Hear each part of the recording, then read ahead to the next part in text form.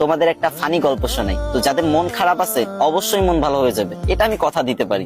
যদি হাতে কয়েক সেকেন্ড সময় থাকে তাহলে আমার গল্পটা শুনে যেতে পারো। তো ছেলেটার নাম চুঙ্কু, তার সমস্যা একটাই, সে ইংরেজিতে কথা কইবারই পারে না। কিন্তু ম্যাডাম তো রেগে মেগে পুরো আগুন।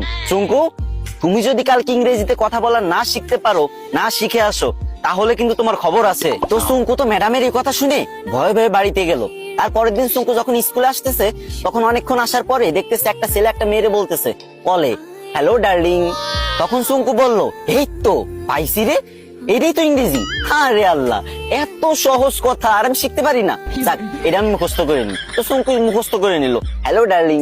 চুঙ্কু ভাবলো রাস্তাঘাটে মনে হয় মানুষ ইংরেজি বলে সবাই, তো এবার থেকে যার ইংরেজি শুনবে সেটাই মুখস্থ করে নেবে। তো চুঙ্কু আর একটু দূর আগে যাওয়ার পরে পার্কের ধারে একটা মেয়ে একটা ছেলের বলতেছে সেট আপ ননসেন্স। তো চুঙ্কু বলবো, এই তো আর একটা ইংরেজি পাইছি, সেট আপ ননসেন্স। এটা শিখে নিল।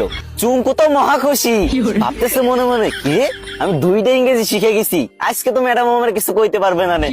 আর একটু আগে যাওয়ার পরে বাস থেকে লোক নামবে, ঠিক আছে, তো সুপারভাইজার বলতেছে লেডিস ফার্স্ট, লেডিস ফার্স্ট।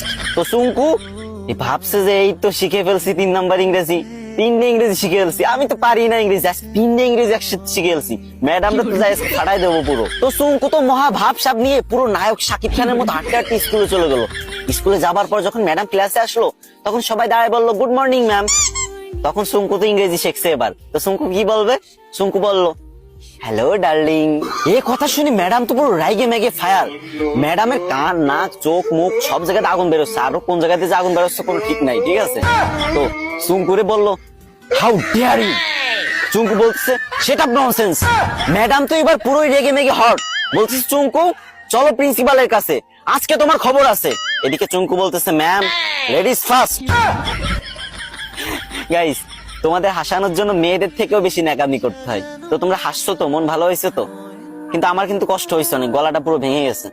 তো এখন কান্না মুখ নিয়েই বলতেছি, আমার আইডিটা অনেকদিন ধরে ফ্রিজ, আমি অনেকদিন ধরে ভিডিও করি না, তাই তোমরা আমার ভুলে গেছো। এখন থেকে নিয়মিত ভিডিও আপলোড দেবো, আর তোমাদের মাঝ থেকে যাবো না, বিশ্বাস করো। প্রত্যেকদিন আমি ভিডিও দেবো, 3, 4, 5, 6টা করে ভিডিও দেবো প্রত্যেকদিন। তো প্লিজ তোমাদের কাছে একটা দাবি, ছোট ভাই হিসেবে এই ভিডিওতে একটা শেয়ার করে দিবা ভিডিওটা। না মানে তোমাদের হাসালাম, এখন কান্না মুখ নিয়ে বলতেছি, যদি একটা শেয়ার করে দাও অনেক খুশি হবো ভাই।